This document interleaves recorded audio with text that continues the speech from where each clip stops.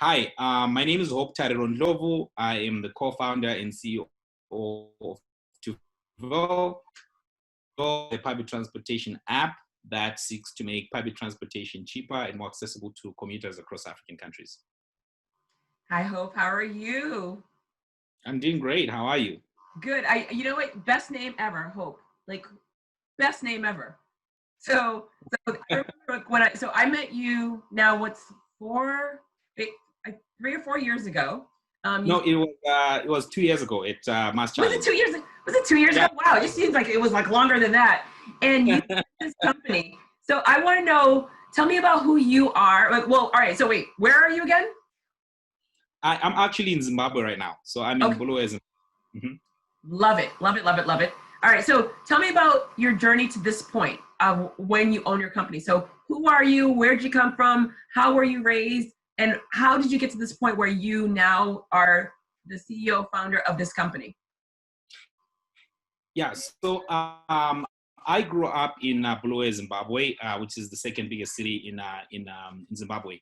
And, it's like most African countries and most people live in cities, which is, cities are very interesting places globally because they look more alike pretty much every day, right? And one of the biggest problems that a lot of people have who live in cities across the world is public transportation, right? From New York to literally, Bulawayo, Zimbabwe.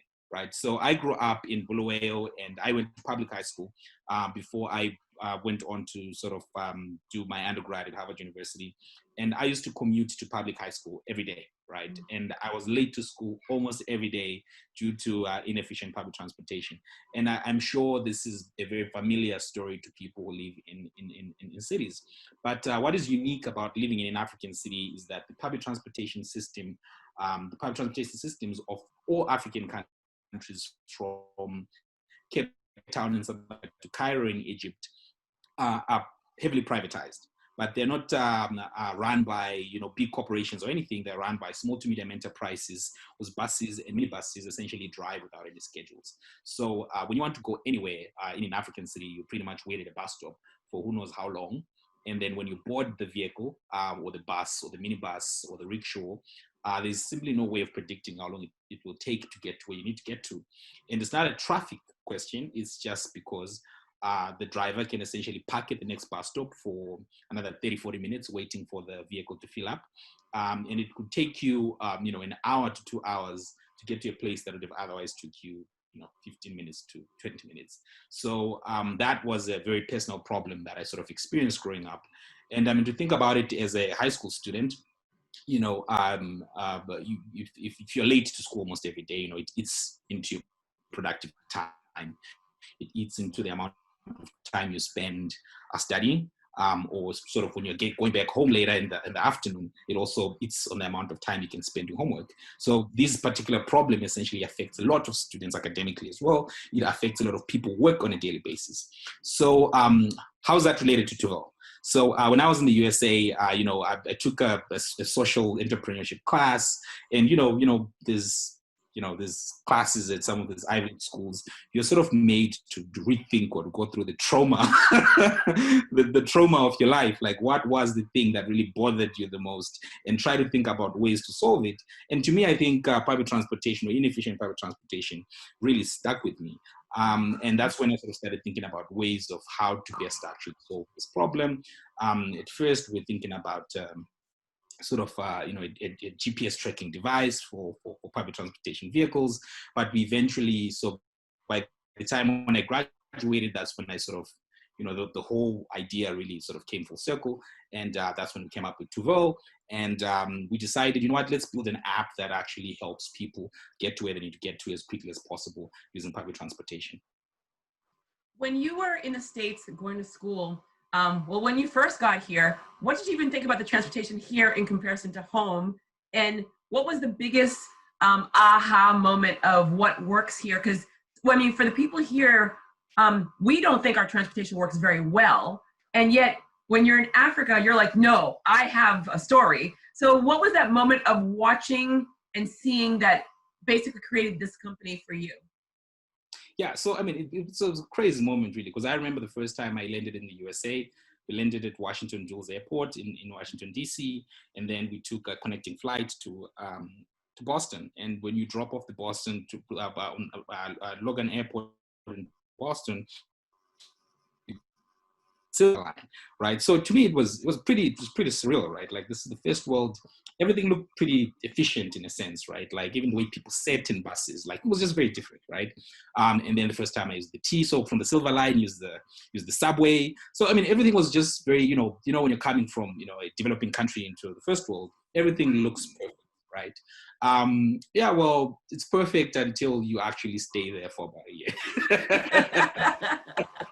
And then you actually start to realize, that also public transportation in the first world is inefficient, right? It has its own problems. Because I remember there was a time when I was complaining about it. I think, we had to go to, wait for I think it was the number 1 bus in Boston, right? And it was supposed to take us to Dudley Square, I think. And it was late by like 5 minutes.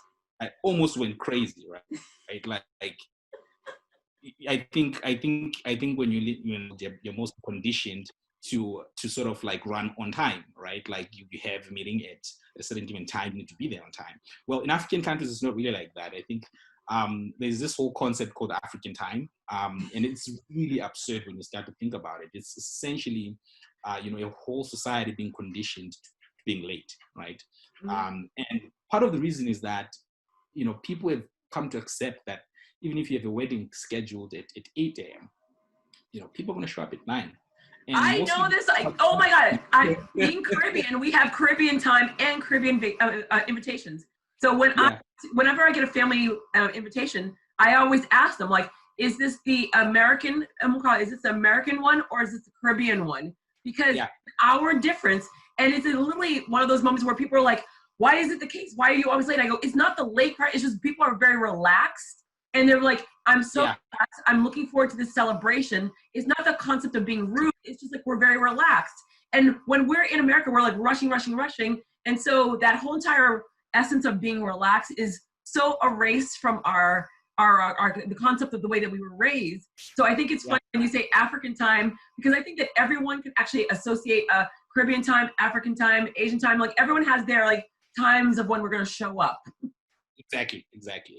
So it's so I think I also really got to understand that even with and part of the problem with public transportation in the first world is that it's very centrally owned and very centrally organized, right? Like, there's usually one company that either runs the whole sort of metro system in a city, or if it's sort of like fragmented, like in Washington, D.C., you have the circular bus, and then you have the general metro. So there might just be 2 companies, which is still technically a monopoly anyways. And the inefficiencies that have to do with public transportation first world have something to do with just the bureaucracies and the inefficiencies of just one sort of company organizing everything, right? But here in Africa, the problem really is that it's too many people or too many sort of public transport operators who actually own those minibuses. And if they have no way of communicating with each other and they don't have any bus schedules, and they're also, each vehicle is competing with the next to actually get the next customer, it just introduces a whole lot of other sort of, inefficiency. And the real victims of this thing are commuters who essentially can't get to any place on time. So I think this is actually a very big problem because, I mean, if you think about Africa, it is 54 countries. And if there's one thing that makes Africa a country, it's public transportation. It's literally the same everywhere you go. The pricing is, it varies from country to country, but just how it's run, it's pretty much the same. So that's pretty much how I sort of, how I grew up, how the problem I'm trying to solve is related to the company that I'm working on and, the direction that we're taking. I want to do a little bit of a rewind. Why did you decide to come to the States for school? And also, why did you decide to pick the school that you chose? I mean, what was the essence of this is the place to be? Okay, yeah, well, I mean, part of it had to do with the fact that, I went to public high school here in Zimbabwe, and, public high schools in Zimbabwe, or in African countries mostly, they're very similar to charter schools in the USA, right? Or gifted, like I went to something similar to a gifted school, right? It's a public school, but then it's essentially for, cream or the cream of the crop, something to that effect. So there was a program called United States Students Achievers Program that was run by the US Embassy, which basically selects about 32 to 40 students every year in Zimbabwe and other African countries, and essentially funds them to apply to American institutions. Okay. So another challenge with education really is that there are a lot of smart people in pretty much, like smart people across the world, right? But resources are not equally distributed. So you might realize that there might be some kid who's pretty much the equivalent of a genius, but they don't have $500 to sort of write like SATs or write ACTs or those exams and eventually apply to like a top institution in the USA. They might actually have the grade, but just not the resources. So the US Embassy basically created a program where they select those students, they throw in 20,000 or 50,000 with the program, which is not a lot of money really by US State Department standards. Yeah. Mm-hmm. Then they get those students to apply to top institutions in the USA. So they've been doing that since '99, and they're pretty much like close to some 1,000 or 2,000 students that have gone through that same program in Zimbabwe alone, and all of them pretty much apply to Harvard, Stanford, to the Ivy Leagues, primarily because you are essentially applying to get full financial aid, and those are the schools that give you full financial aid. So that's pretty much how I eventually got to apply to the States. And then why Harvard? I mean, we pretty much had. I mean, I'm sure a lot of high school students still do this. When you're applying to colleges after your high school, you essentially like you have your reaches, you have your safes, you have your that whole system, right? So Harvard was one of my reaches. I didn't think I was going to get it. I was like, you know what? I'm just going to put it down and I'm going to send in my application. I'm probably going to get a different school, probably somewhere in Boston or maybe BU or BC or some other school, somewhere, but then. And I was actually accepted into another school just, I think, a couple of weeks earlier than Harvard. And then I was like, you know what? I think I'm all right. I think I'm all set. I'm going to get this full school. I think it's a good school. I heard. Yeah, it's a good school. I'm set. Right? And then the Harvard sort of acceptance came in just so, and then at that point, you don't really have a choice. It's like, yeah, well, it's Harvard. So, so you got to go. Yeah. So that's pretty much how I eventually sort of started in the USA. And, one thing led to another, and here I am doing entrepreneurship and things like that. So, yeah.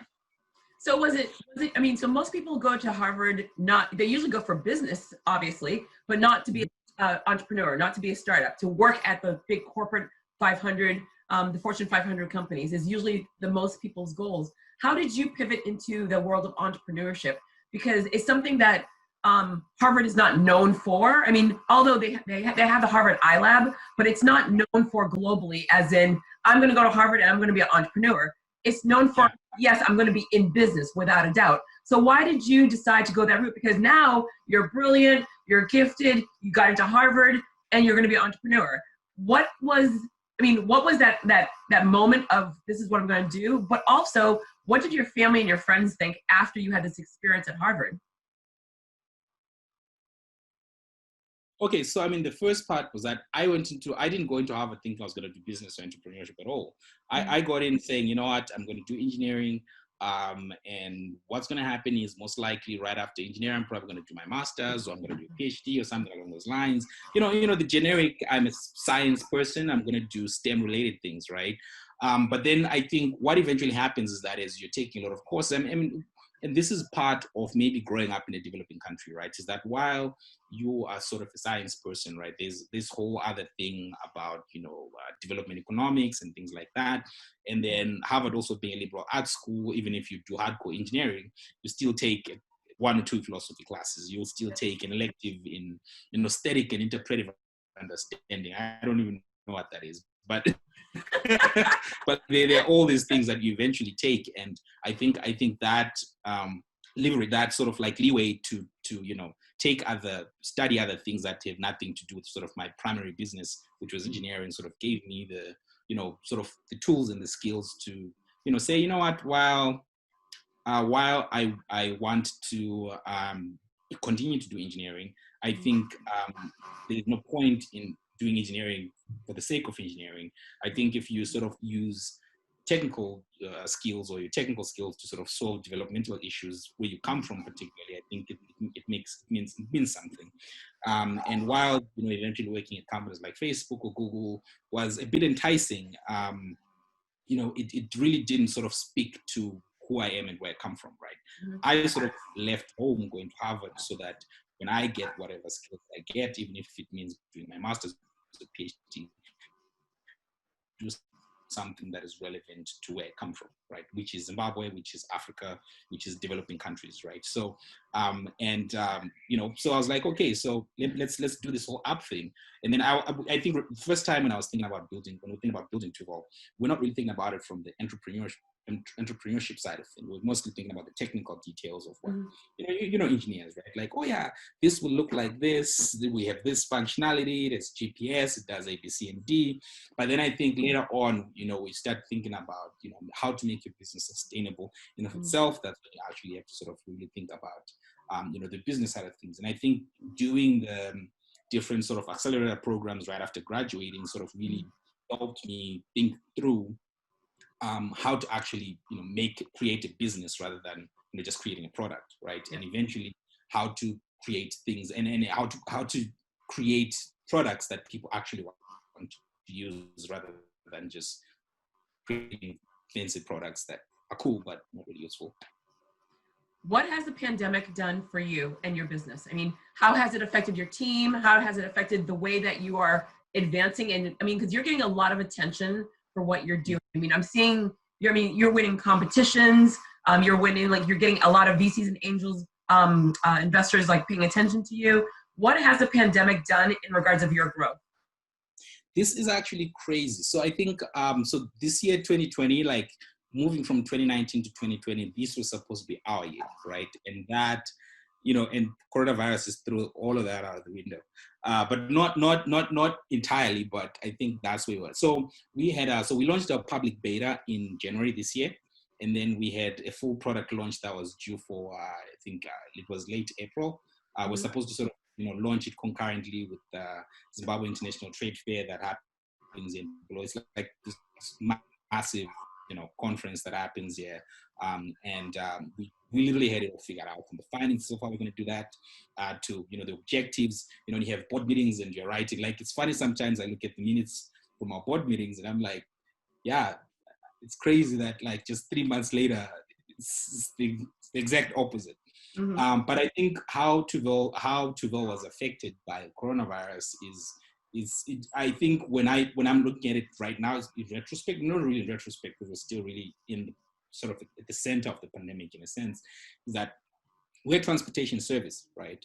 And once lockdown restrictions were imposed pretty much everywhere around the world, we all know that transportation tanked, right? From airlines at the ground, their airplanes, people essentially had to stay at home. People can't travel to go to work because they have to stay at home. People can't travel between cities because, so in Zimbabwe, they banned intercity travel completely in the first weeks. That was like late March.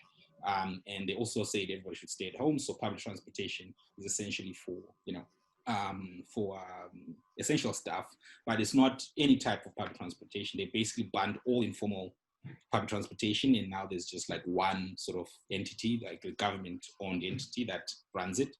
But they are only just doing it for essential stuff, pretty much, right? And so that essentially affected our business model, because our business model is based on working with, informal market or informal public transportation. So that sort of stalled our operations in a sense, like not our operations really, but like stalled our sort of product launch. But that's the first part. And then the second part was, how we work as a team, right? Like, I think me and my co-founder and a few other team members, we already had a system for how we do remote work. Because sometimes I have to travel, be in the USA for like maybe a month. Sometimes my team members might be somewhere else different. So we sort of had our system, right? Okay, so if someone is abroad, if someone is somewhere else, this is how we do it. But now this is now more or less the permanent state, right? So figuring out time zones, like I'm sort of 6-7 hours ahead of, Eastern time. So, when I wake up, everybody else is asleep. When I sleep, everyone else is awake. So figuring out how to actually sort of do my work in a way that is meaningful for people who wake up, 6 hours later to sort of pick up from where I left off. It's, but we're figuring that out. I think what the coronavirus has really done to our business in a sense, or rather our team, has sort of like really, I think now we are more open. So if we're hiring a new software engineer or someone to do our marketing or someone to do something else, I think we're now a lot more open to sort of hiring someone who might be in a different city, right? Something that wouldn't have considered just a couple of months ago, right? Like if we wanted a software engineer, I would want them in the office. But like now it's like, yeah, well, anywhere around the world, we can hire anyone. So yeah, there's that sort of, I think, paradigm shift in the way we think about how we do our work that has sort of like changed. But however, what we're doing is that right now we're pivoting. So what is happening is that while public transportation is sort of like completely banned, people with their own vehicles can pretty much travel to anywhere they want, right? They can travel to work, they can travel to whatever places. So we are sort of working on a carpooling service so essentially, if your neighbor basically has a car and they're going to work tomorrow, right, you can basically hitch a ride on their car and you can pay on our app. So that's what we're sort of pivoting into. And I think that service should be ready in about 3 weeks. So that's how we're sort of changing things into that direction. But I absolutely feel like that service will last even post coronavirus. So at least we're working on a product that we believe will sort of like last after that. So yeah. How have you been able to take care of your staff? So now you're all working virtually, different time zones, everything.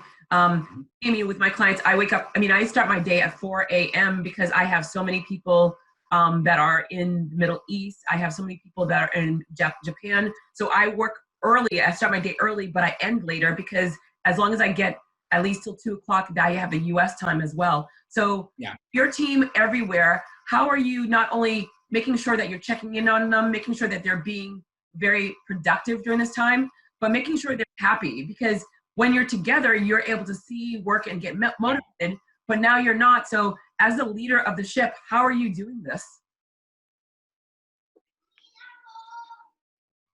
Well, I mean, it's a bit tight. Like I think what you're right about there is that literally like the buck stops with the CEO. Like what is the culture that you're building during this time? And I think it has sort of more or less taken a toll on me personally, because what is now terrible about this whole thing is that I essentially work 20-hour days, right? You're the one who wakes up the earliest, you're the one who sleeps. So essentially, even though guys on Eastern time are starting their work at, like the normal 9 a.m. or something like that, I essentially have to do my work and then essentially start doing meetings around 3-4 p.m., right? And those meetings can stretch until, 8-9 p.m., right? So pretty much I'm working basically from around 7 a.m. to around 8 p.m. I mean, of course, it's not constantly working, but the fact that I have to also just make sure that you check on everybody, you call everybody, you do the meetings that you need to do, you email the people that you need to email. Some of these emails, they show up late, right? Like usually under normal circumstances, you stop checking your email around 7 p.m. or 8 p.m. or something like that. Like really like you're on your email. It's not like you're waiting for some notification. But right now, I'm literally on my phone or on my laptop checking who's saying what, or on our Slack checking who's saying what, until as late as 9 p.m., right? If there's something that breaks, if there's something where someone needs my feedback, because what happens is if someone's on Eastern time and it's noon in their time and they send me an email asking maybe for a small little feedback thing, and then I'm already checked out and I don't respond, it means that they don't get to do their work anymore. They'll have to wait for me until the following day, which is, a bit slow. So I basically have to try to be there as much as I can, which is a bit challenging, but I think we'll get through this. I don't think that COVID is I don't think that this is a permanent state of things. I think it will definitely change the way our culture, but I absolutely think it's for the good, because under normal circumstances, we should be doing this anyways, but coronavirus has actually pushed us to be sort of more more hands-on with checking on people via email, checking on people via Google Hangout and Zoom. But then another thing that's also important is that I think we've found that, all those productivity apps that we're not using that much, right? Like Slack, for example. Slack, mostly the people that use Slack are the development team, right? Like, because usually that's where, this code doesn't make sense, or this needs to be updated, or this needs what. That's where most people talk frequently. And then everybody else was doing other things, wasn't, you send an email and then you wait for it to show up, or you wait for someone to respond. But now everybody's on Slack, right? Because you pretty much have to constantly check on people there. And then things like Asana, I think we were using Asana prior to sort of like delegate duties and things like that. But, if someone's in the office and you can tell them verbally, or you can, write an email and expect them to do it whenever, it's sort of, there wasn't that much need for us to use Asana. But like right now, that's pretty much like our check-in point. You create all those tasks, different team leaders take different roles, you delegate that, and then everybody's seeing who's doing what has been completed, what hasn't been completed. So in a sense, I think we're also finding use in those products. So I think that's a very positive thing, because they're actually very useful products. It's just that when you're seeing people every day in person, some of these things are not that necessary. How have you been able to juggle working from home, working with a team, being with your family, just trying to balance everything that's going on, and the world's like, we're open, we're closed. There's just so much information, and you're trying to like balance you. I mean, how are you keeping yourself sane right now? Yeah, it's crazy because, working from home, home is supposed to be a home, right? Like that's where, even if you're doing before COVID-19, it wasn't really like you're working, right? You're just checking on something that needs to be checked. It wasn't really that rigorous, right? But like now, to sort of like take work seriously while you're at home is difficult, right? And I feel like there's also a, sort of like an inequality problem with working from home that is sort of emerging now, because most people can say I can work from home, or people have actual workspace at home. Most people don't have workspace, right? Working from bed is not a workspace, right? Working, it's like offices at home. Those are the types of people who can say I can work from home. But the vast majority of people, especially, millennials and, everybody else younger than that, we just don't have you literally just like work on the bed, on the kitchen table, anywhere where you can find space. It's difficult to sort of like have conferences, because if you have your own office, you can have a proper conference. Right now, it's like, wherever you can go and sit outside if that makes any sense. And it's, it's a bit tricky, but I think at the same time, a lot of formalities that people used to have when they're doing video calls are no longer there. Like, let's just do a video call. Let's just do it because there's nothing else to do. There's nowhere else we can talk apart from it. So that is that. And then the other part as well that is of concern is that when you have a workspace at work, right, you have access to, like real high speed internet, right? But when you're at home, most people, even if they do have a good internet connection, not be the best, right?